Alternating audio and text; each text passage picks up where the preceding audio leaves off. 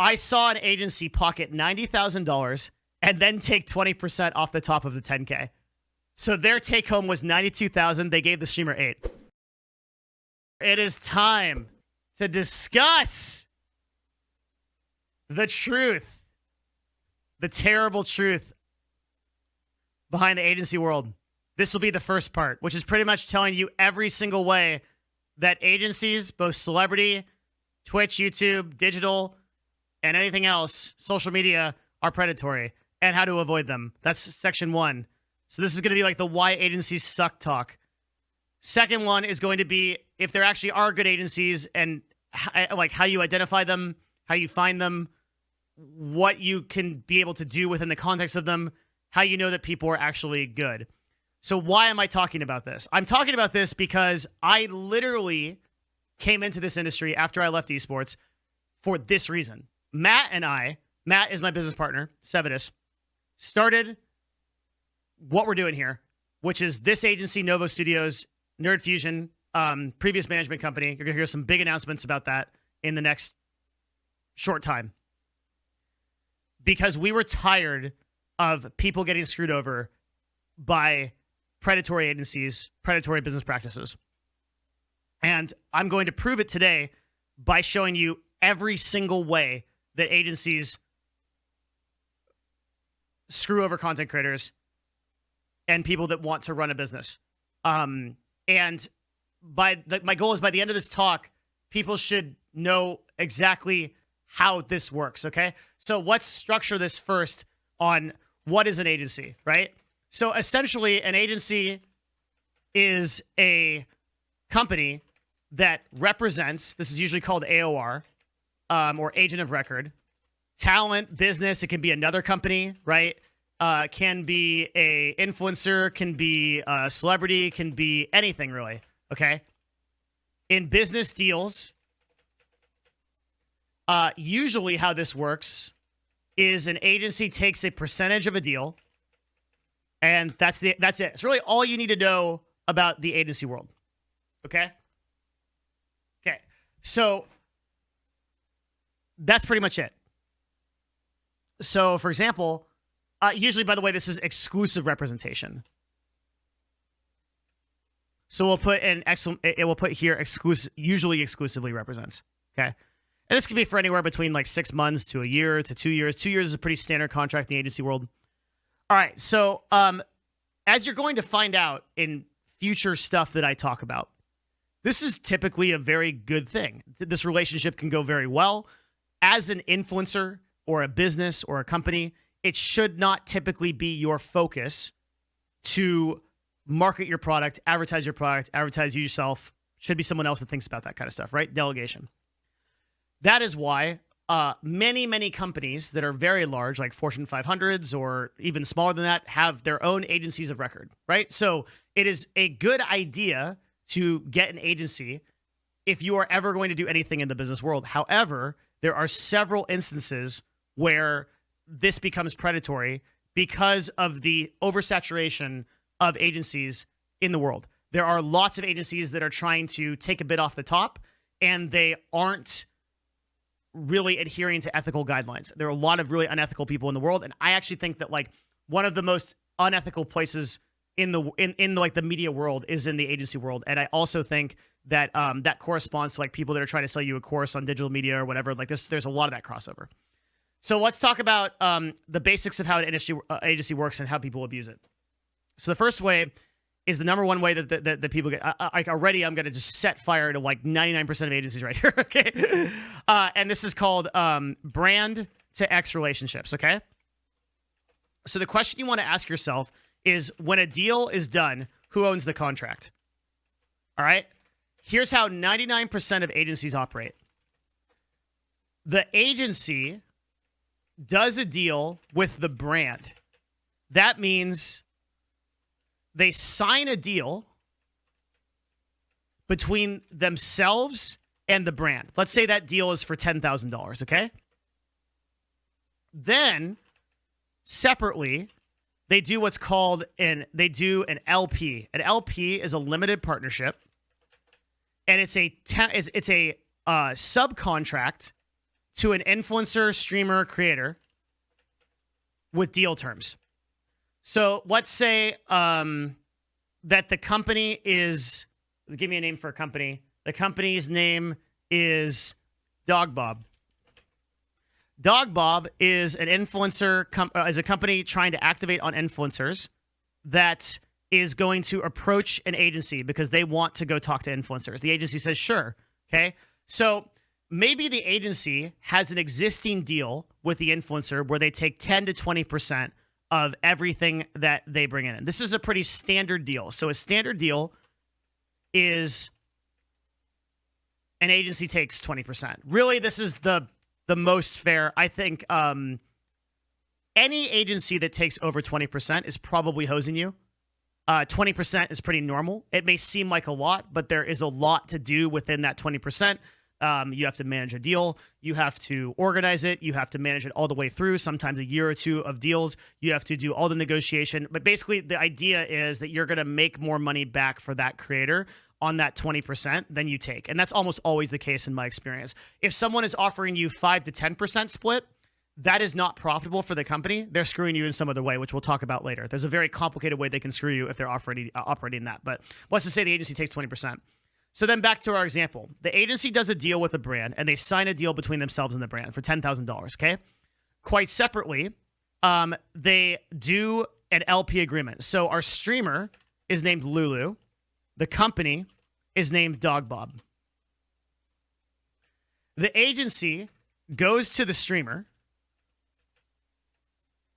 and says, hey, Lulu, we got you a deal for $5,000.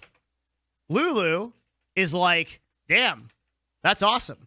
$5,000 a month for Lulu is a lot of money because Lulu has about 1,000 concurrent viewers and Lulu doesn't know her own worth. And Lulu says, okay, that's a lot of money. And without questioning it, she takes the $5,000 a month because why wouldn't she? It's a lot of money. Not knowing that the agency actually sold her for $10,000. But then there's more. Then the agency takes the 20% off the $5,000. So the agency takes $1,000 off the top, but also collects $5,000 on the other end. So Lulu's out $5K without knowing it, but she's also out $1,000, which she thought was part of the deal. So she thinks it's no big deal. $4,000 a month, okay. Agency took their 20%, but she never knew. Gets worse than that, though. Notice what I said in the first part here. The agency does a deal with the brand, meaning they sign themselves and the brand. So now, 6 months down the line, Lulu decides to leave the agency. The agency owns the deal, meaning that the agency goes, sure, you can leave. Yeah, you can leave at your contract. And by the way, you lose all of your fucking deals simultaneously because we own all of that value. Because the LP was between the agency and the streamer. The original agreement was between the agency and the brand. This is why you saw a recent agency shut down and people said that they lost 50% of their income overnight when they left that agency. That's why it happened. Because the agency does the deal with the brand. So right now, this is 99% of agencies operate this way in this space. And the streamer never knows. The streamer has no idea what the total deal value is. Doesn't even ask the question. The streamer never has any correspondence because the only correspondence that they see is the agency coming to them and saying, hey, we have a deal for you. How does 4K sound? And you're like, awesome. That's fucking crazy, right? Like, if you're a small-time content creator, who wouldn't want an extra 4K in their bank account? Shit. If you're a mid-sized content creator, even if you have 5,000, 6,000 viewers like concurrent, right? Like you're like a mid-sized big content creator, top 1% or whatever, and you get like an offer for $4,000, a lot of people will take that. That's a great deal. And so I have personally seen, get this, I saw a deal happen. I can't name any names. You have to trust me that I am one of the people that would know about this, right? I saw a deal. The original deal value was $100,000. The offer to the streamer was $10,000. I saw an agency pocket $90,000 and then take 20% off the top of the 10K. So their take home was $92,000. They gave the streamer 8. The streamer was happy as fuck. I know this streamer. I've never told them it because I can't. Because I'm literally under contract. I can't do it. I know it happened. I was on the other side of the deal and I watched it happen. The agency took $92,000 off the top of this streamer. That was only the streamer in this deal. That streamer was with 100K, and they took $92,000 out of that. 100%. So this is the number one way that agencies screw people over. And again, so obviously throughout this entire process, I can't say anything about who does this, or I'm not going to mention any streamers. I'm not going to mention anything. Right? This is up to broadcasters, content creators, business owners, people like that to do their own research. But now you're starting to see that when I said that I'm going to burn this mother down, I'm not kidding. Because we're going to keep going. That's just the first thing they do, okay? Like, we're going hard today, okay? I'm pulling out all of the fucking shit, dude. We're going all the way. It's going to be big. Okay, so that is that's number one. And right there, if you just stop there, okay, that already is such a massive, massive thing. And this happens all over the place. It happens in Hollywood all the time. It's not just Twitch and YouTube. It happens in social media. It happens everywhere, okay? The bottom line comes down to the fact that celebrities and influencers, for whatever reason, and it's still not a thing that I have entirely figured out, celebrities and influencers just don't take the time to be business-minded. The brain that is required to create content seems to be different from the brain that is required to do business. And so there's just not a sense of most successful content creators just never ask these questions. They sort of trust it at face value, and then they're hosed. There's an old saying, right? That if you get stuck in an elevator with like 6 people with $100 each, one person walks out with all the money. And it's just how it is, right? It's just people don't take the time to be educated. My hope is by making this video that people will take the time to get educated. Okay, what's the second way that most people get screwed? This is called exclusivity clauses. So remember I said who owns the contract? That's the question to ask yourself, right? The second question to ask is who owns the rights? So you will see the phrase irrevocable, sublicensable, worldwide, perpetual, in any universe, dimension, or future technology or dimension to be discovered. People will think I'm memeing, but this is literally contract terminology. To any and all content rights of individual. So without, this is a single line in a contract that will literally ruin your life as a broadcaster. And this is one of the most missed opportunities for broadcasters that just totally fucking ruins their life. What this is a license essentially for an agency or for another company to utilize what's called your likeness. Okay, so your likeness is your face, personality, brand, content. This has value. Depending on how popular you are, it might have a lot of value. So if you are a person who, and here's the thing, right? If you are not popular yet, but you are popular later, and they still own this right, you then have to go back to this person for every future deal you do and negotiate your own likeness via them. So you may have heard about this in what industry? See if we get anybody that guesses. What is the most prominent industry this? I'll take some guesses. What's the most prominent industry this happens in? Go. Instantly. Look at chat. Instantaneously. I'm proud of you guys. This is it. You're 100% right. You're 100% right. It's music. It's music. Music, this happens all the time. Somebody finds an aspiring creator. They go in and they say, yo, we're going to take care of you. We're going to be a record label. We're gonna take care of all of your stuff. You say, great. You feel like you're being recognized. You feel like you're getting all the attention you deserve. And then they make you sign something like this. And now all of a sudden, for the rest of your life, even if you are a top tier music creator, sometimes for years, you have to go back through a company just to negotiate every single thing that you might do on your likeness. If you want to appear on a soda can, if you want to appear in a commercial, they get a cut of all of that. And you know what's going to happen? They're going to be like, yo, sure. Yeah, you can use your license. Of course. For 20% of the deal. And now all of a sudden you're out without knowing it. This is one of the biggest problems that people have. But what they don't realize is, you want to know the other industry that this happens in a ton? This one's going to be way harder. This one is going to be way harder. The other industry that this happens in a ton. Esports. It's esports. Nobody got it. Esports, you have a lot of players that are very young.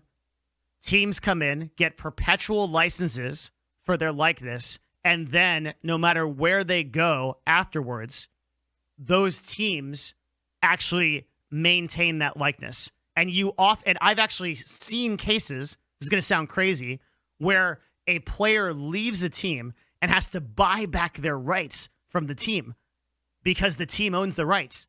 And thank God they sold them, right?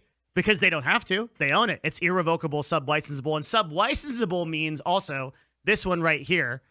Very crazy terminology, right?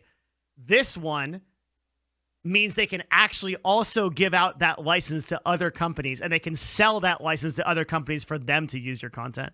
You are quite literally buying your own face. So there are tons of ways for this kind of clause to be manipulated. Way too many of them to go through and to cover in the scope of this, but you can get some idea. This is why I say that if you are getting into a deal with somebody that is an agency or a company of any kind, it is your due diligence. Like a lot of people, and I'm going to say this right now, what they do is it's two things. They don't want to hire a lawyer because a lawyer is $500 an hour.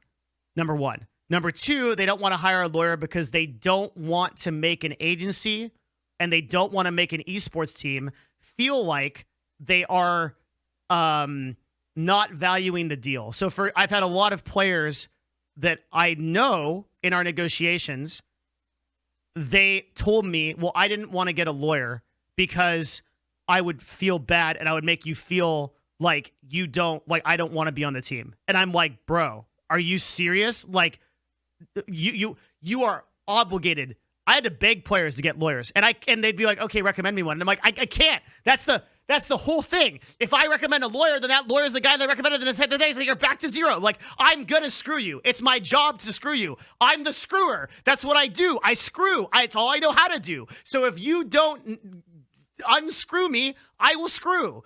That's what I do. I just screw. I can't stop screwing. I screw everything. Okay. Like, that's my job to screw. And so you tell them that, get independent representation, but they don't want to make you feel bad. You can literally tell them that you are there, that the agency is there to get the best deal for themselves, right? And they will still not do it because they don't want to make you feel bad. And it's like, this is ridiculous. And like, as for the investment, it costs you $1,000 to do a contract that's 2 years of your life. What is that? Nothing, right? Compared to the hundreds of thousands of dollars that you are going to potentially save years down the line. Always get independent representation. Always get independent representation. Do not rely on the recommendation of the agency that you are signing with. You cannot trust them. You can't trust them, right? Like, it's not to say that the agency doesn't want to take care of you. They might really care about you, right? But it is in their best interest to structure a deal in such a way that favors them. That's it. Like, right? That's like what they're going to do. It's the same with every other contract. Same with M&A. Same with selling your business. Same with getting a job, by the way, right? You better believe that if I have an employment contract with somebody, I'm going to negotiate that employment contract. How many of you have negotiated your employment contract? You better believe that. Everything is negotiable in this world. Your phone bill is negotiable, right? Your cup of coffee at Starbucks is negotiable. You can get the manager to give it to you for free. He has that power if you convince him, right? You can do that. So, like with me, if I get into any business deal where I have to sign a contract, that is a negotiable thing, okay? Like, I am going to negotiate that with that person. If I'm in an employment contract, I'm going to negotiate all kinds of stuff, right? Like, there's no way that I'm going to like let that go with just like here's a very common one too in employment contracts, just as like a side, but this is kind of relevant because this is true, is IP ownership.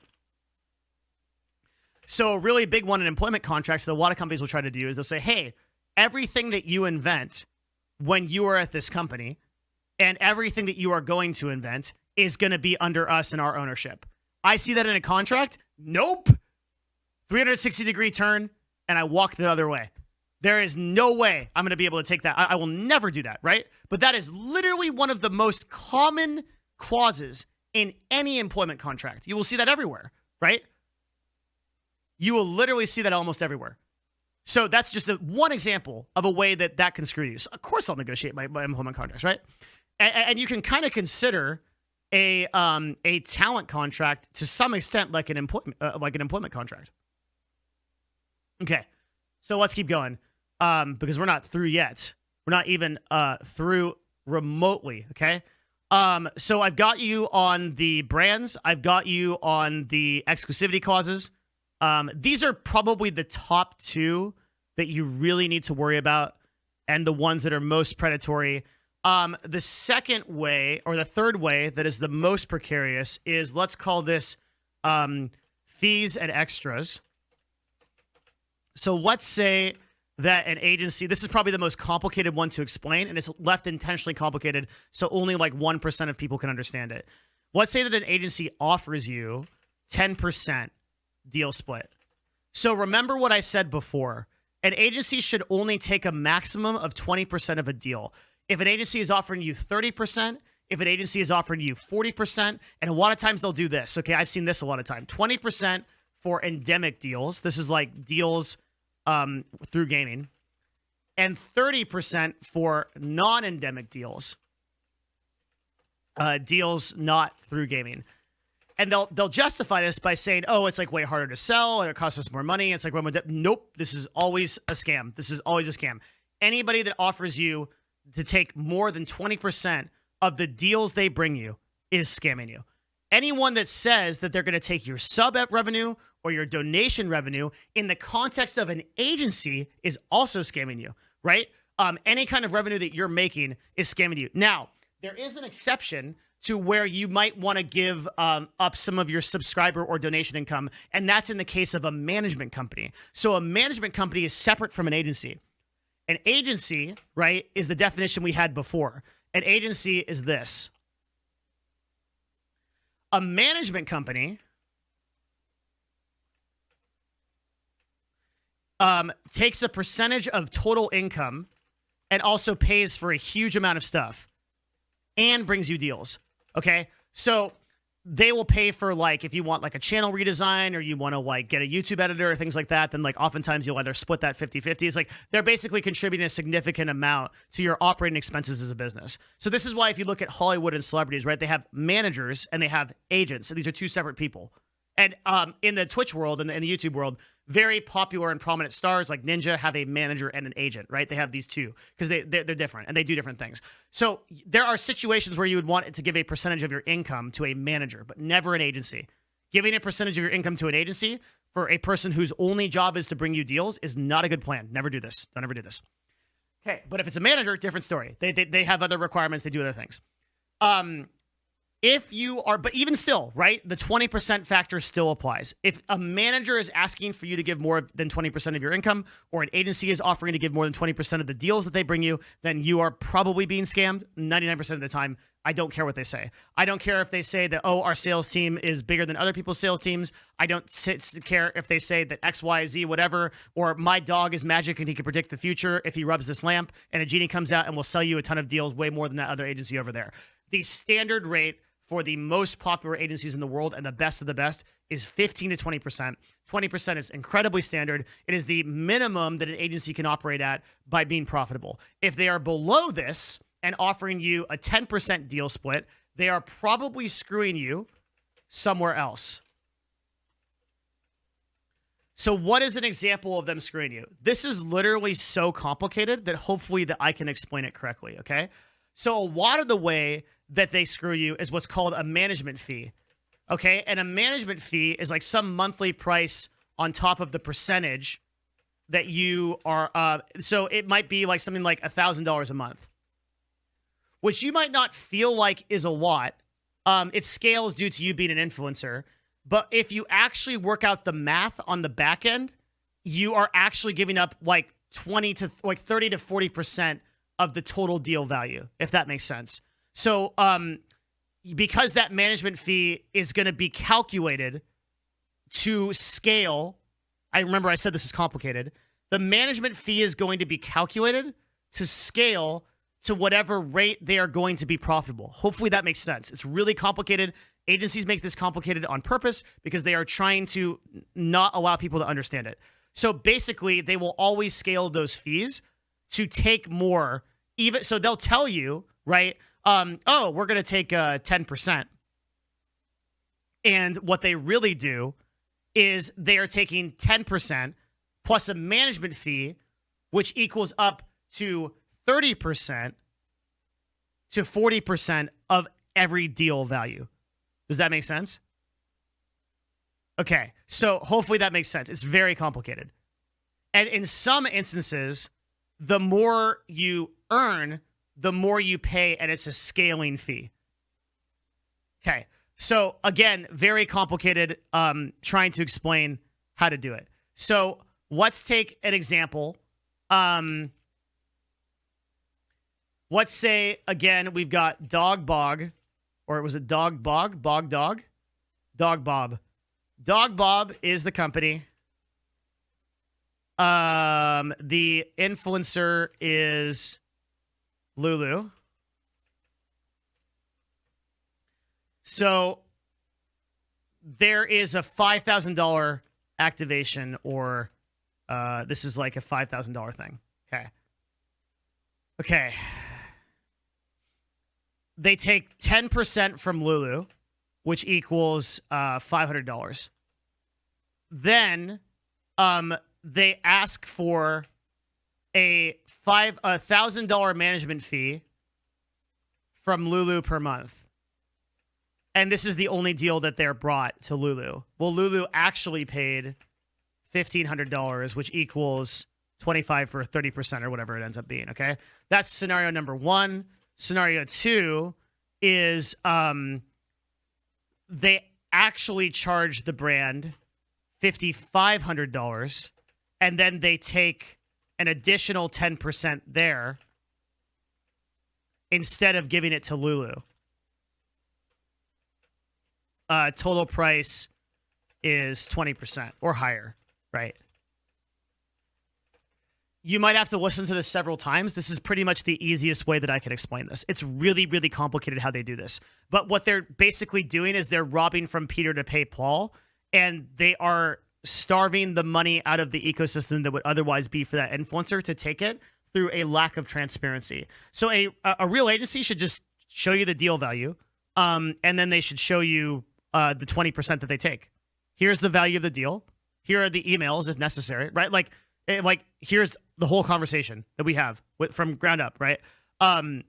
What we are building at Nerd Fusion and what we are announcing in the next short time, our tagline, I can tell you this, is ethically empowered creators. Deal transparency from the ground up. You see the entire thing. You see the negotiation. You see everything that happens. And the deal is done between you and the brand. We don't own the deal at all. So you want to walk from the agency, you own all your deals. You lose nothing, right? That's transparency. This is not transparency. This is how they get away with it. It's the easiest way that I can explain this, but this is probably the most complicated and most like difficult thing. This is a really, really difficult thing to understand.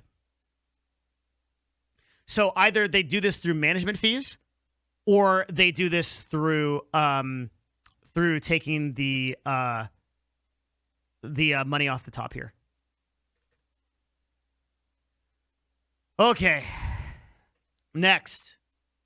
The next one is just an entire category of things I'll call lies. So any good relationship is objective or KPI based. KPIs are key performance indicators, meaning a numerical value or assertion that stipulates exactly what you can expect. So many agencies will overpromise deals, many will overpromise growth, and many agencies are very slow. You will get a lot of nomenclature when you're on the phone or you're talking to an agency about everything they can do for you. None of it matters unless it's in the contract. So, for example, an agency, you might ask an agency, how many deals will you bring me per month?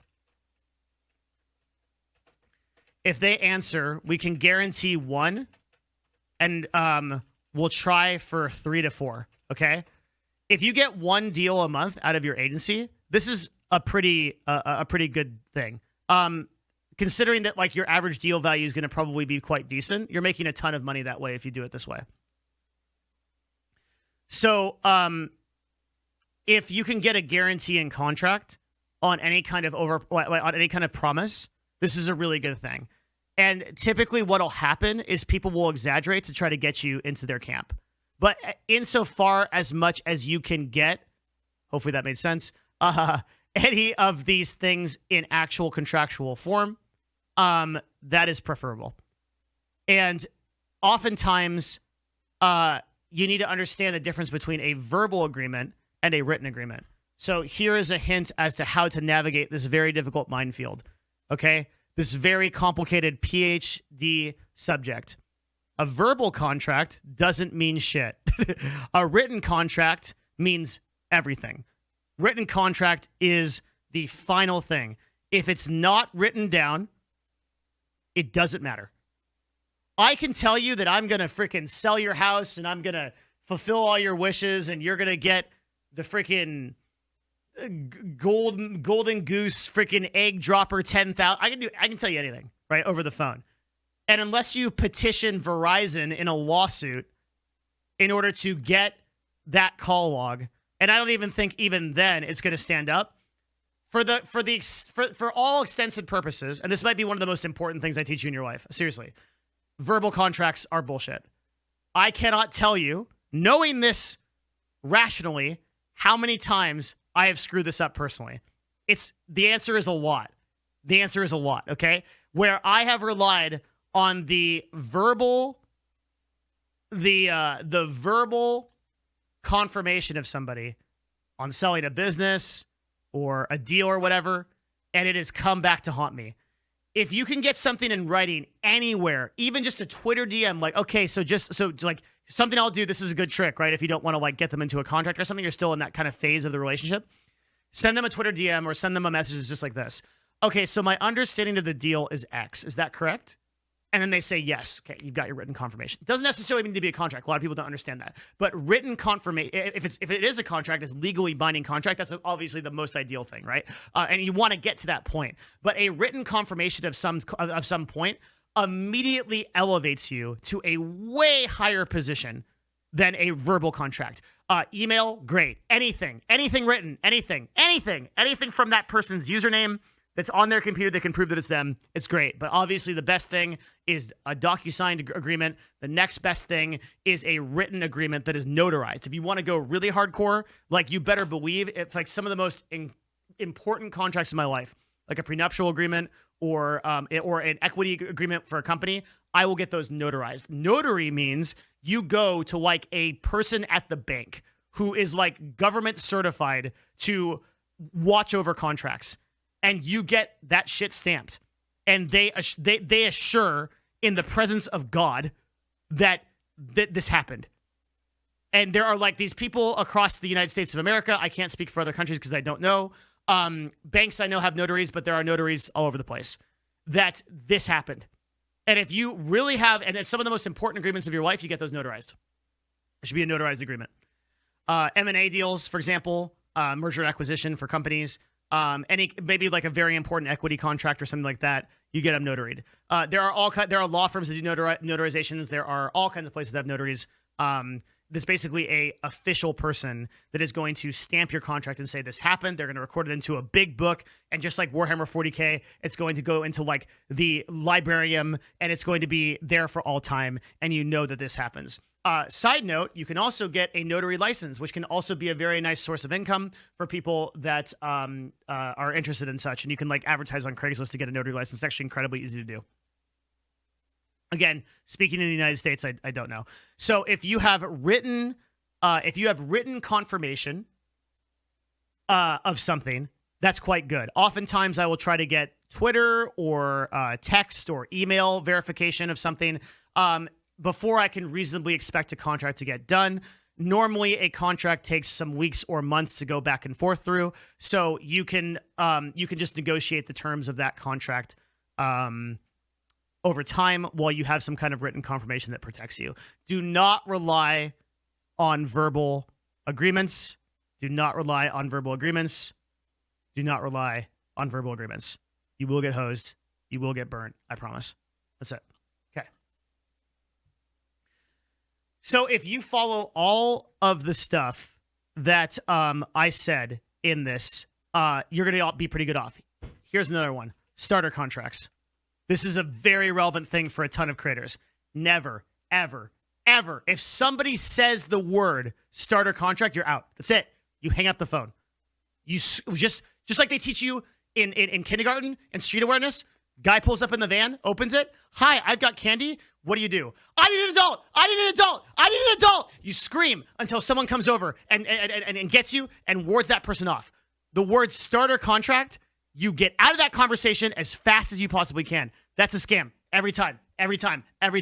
I don't care, okay? If you hear an agent comes up to you and it's this thing, okay?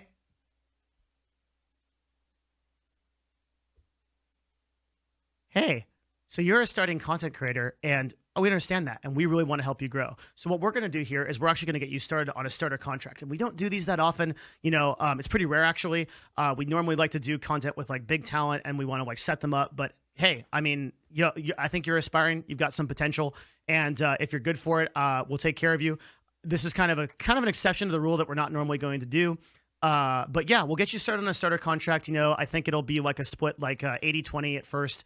We'll just take like 80% of the income, and then we'll give you 20%. It'll scale over time, and we can always reevaluate the terms of the contract as time goes on, and we can sort of explore that. We can kind of see what you're going to do in the future.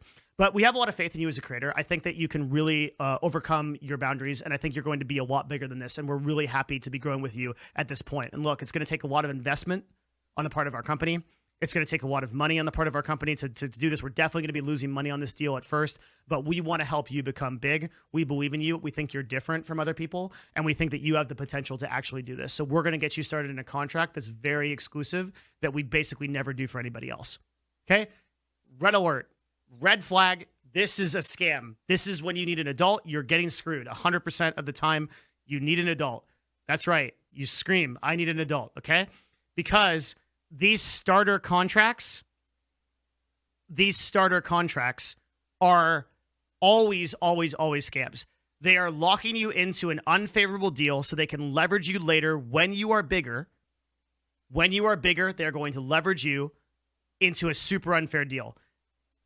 If you guys think carefully about this, there might be some examples of this that happened before with certain companies, previous YouTube videos that I may have made, certain people that may have done this that will remain nameless, that no one knows what I'm talking about at all, and I definitely haven't done content about before, but if I did, it would be on my YouTube channel that you could check if you scroll down. I don't know. Honestly, it's probably heard of some people that have done that before. Anyway, you gotta be on the lookout for that, okay? Because there are some real unethical people in the business world. Too bad we haven't ever named out who those are. Yeah. Too bad no one will ever know who those people are. Anyway, don't shortchange yourself as talent. Don't do it. You don't know what you're going to be later. You don't know where you're going to be in 2 to 3 to 4 or 5 years. You need to plan for that, right? Don't do anything where you can sign something or you can lock yourself into something because you believe that someone else is going to make you get big. let me tell you something, okay? I'm a top 1.0001% creator on Twitch. I have built myself from the ground up, building blocks, and I have helped hundreds of influencers get there. Hundreds of influencers to this day, dozens of top influencers. And let me tell you something, hand to God, okay? I'm going to tell you right now, if you are going to get big, it is going to be off your own blood, sweat, and tears and your own hard work and volition. Don't ever believe anybody's going to tell you that they can get you there because they probably want something from you. You're going to do that on your own hard work, on your own innovation. Nobody is out there with a free skeleton key to becoming clouded up. I'm just telling you, it's just not going to happen. No matter what they tell you. It may look like they got a big YouTube channel. It may look like they got a huge brand. It may look like they have several examples before of doing it, but make no mistake, the person that is going to take you to the next level is you. And you always have to have faith in yourself before you have faith in anyone else. It doesn't mean that people can't help. And I would hope that like over the course of the interviews and the work that I've done with people that I have helped people a little bit. But make no mistake that I haven't been responsible ever for any individual creator's success. It has been them. It has been them. It has been their hard work. It has been their constant innovation. It has been their time in the lab. It's been their time in the workshop, grinding, understanding their content, producing better stuff. Every celebrity, every music, every singer, whatever. We don't get anywhere alone. We are all built on the backs of giants and all built on the backs of the people that are with us together. But you are the star. You are the force that is moving forward in your life. And you should never, ever, ever believe that somebody else is going to take that ring to Mordor for you, because you are going to be the one that has to take it. You're going to be the one that has to drop it into the lava. You're going to be the one that has to resist all the temptations, defeat evil, all of it, right? This is your story. You are the person that is the archetype. You are the hero of this journey, and nobody else is going to do it for you no matter what they promise you. You need to remember that. And for some people, that might be scary, because it's really scary to go alone to Mordor and take that ring with you, even if you have friends, even if you have guides, even if you have a Gandalf or whatever. But it should also be one of the most freeing things that I could possibly ever tell you. That the truth is, again, coming from a person that is probably one of the greatest authorities on content creation in the new digital media space ever to exist. Okay, just a little bit of ego there. Sorry. Telling you this. Okay, I'm telling you that not to impress you, but to inspire you. That I'm telling you right now, you are the person that's going to take that responsibility. It's going to be freeing, because you're going to realize, if this is going to happen, it's not going to be because of some external force. It's not going to be because something held me back. It's going to be my own, your own impetus, drive, and effort to make something happen and to make yourself succeed. And so you might be scared initially because you're like, oh my God, it's all on my shoulders. But you know what the really cool thing is? It's all on your shoulders. That's what the really cool thing is. That means that you can take this upon yourself. You can be the hero of your story if you change tomorrow or this next minute. Right? Every single future minute is an opportunity for you to do the thing that you've wanted to do. And every minute after that, every minute that you're alive, that's your blessing. And no one can take that away from you.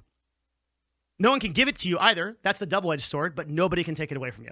Okay? So I'm so sincere in this, because as much shit as I give to content creators and to people that are trying to make it and people that are doing the hustle, I truly do want people to succeed.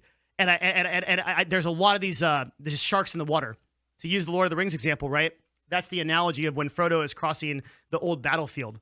And if he stares into the water and the undead stare back and they pull you down with them into it, right? They pull you down and they drown you. That's all, like, as you walk through and you navigate this battlefield, there are going to be those traps. And you might stare at something that looks like it's a beautiful image, that it's going to convince you that there's all this treasure, that the whole world is there for the taking, and then you pull down and they drown you. They drown you because they're there to take you. They're there to stop you in your path. And the only way that you get through that is you resist that temptation by going straight forward and saying, no, this journey is up to me. I am the one that has to do this. No matter how hard it looks, no matter what it takes, I'm going to be the person that does this. There are going to be people that can guide you. There are going to be people that can help you. But at the end of the journey, it's you that takes the ring. And this is the number one advice I have. You need to get people to help you. You need to get people to get you good advice. You need to get people that are going to help you to go to the next level. You need mentors. You need all that, right? But never rely on somebody. Never rely on the whisper that somebody is going to take you to the next level.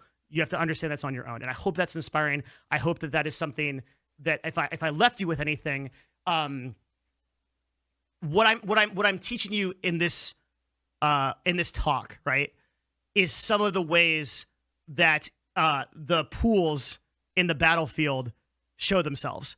It's some of the ways, it's some of the tricks they use, right? It's like the pots of gold and the beautiful women and whatever, right? It's like the you look down and like you think you're seeing something, you're not seeing it. But the real thing that's going to take you there is yourself, right? You're going to take yourself there. This will help, right? I'm one of the people that can help you on your journey. I'll never be able to do it for you. That's up to you. So I do hope, though, that this talk did help you on your journey. I have no idea if I covered everything, because there is just so much that even in a short talk like this, there is no way that I can cover every predatory practice. What I can tell you is never, ever, ever underestimate a good entertainment lawyer. Go to somebody that is a third party, get them to go over your contract, spend whatever money it takes, and do it. And it will be worth your time, I promise. There are also people in the world that will look over your contracts. There are agencies that will do it. As long as they don't have a vested interest or a bias in it, then you're good, right? That's always good. So I hope that this helps avoid some of the pitfalls, and I hope this is some inspiration to people that are getting into business or are considering doing a agency in the future. It is not to my benefit to make these videos. It's not to my absolutely not to my financial benefit, but also just not to my my own personal benefit, because I will have people literally pounding down my door for the information that I've given out today. However, I'm grateful to do it. I want to do something different. I'm fortunate enough in this life that my life has been amazing, and I can build a business with Matt that goes off of ethical values, and we've intentionally set up our business in such a way that we monetize through creative solutions. So we do advertising for brands, and that's where a lot of our margins are made up, because I'm not sure running a purely ethical agency at 20% split is profitable. So that's why we run the other side of our business to make up for that loss. And then our talent side is something that we genuinely care about. But I'm not saying that to do an advertisement. I'm just saying, like, this is why I'm able to create those kind of videos, and that I'm really grateful to be able to do that. I'm just very lucky. So hopefully this helps someone. If it does, leave a comment. How about that? Or send me, don't send me an email. I get way too many of those. But leave a comment or come into my Twitch stream and tell me what you thought. And I just really hope this helps people out. I promise I'm trying to come from a place of service, and I hope that comes through. I really do. So that's it. Okay, thank you. Like, subscribe, follow, slam button, support any way that you may wish or know how, or not at all, whatever. Just if you enjoyed it, take it away with you and teach someone else. Thank you. That is the end of this talk. See you again next time. If you come back tomorrow, we will be talking about all of the good things about agencies and how to look for a right one. So this was a video about what to avoid. Next one will be about what you need to look for and how to know you're getting a good deal and some of the benefits that agencies can provide you. And then that full circle, those are the only two videos you need to navigate this space.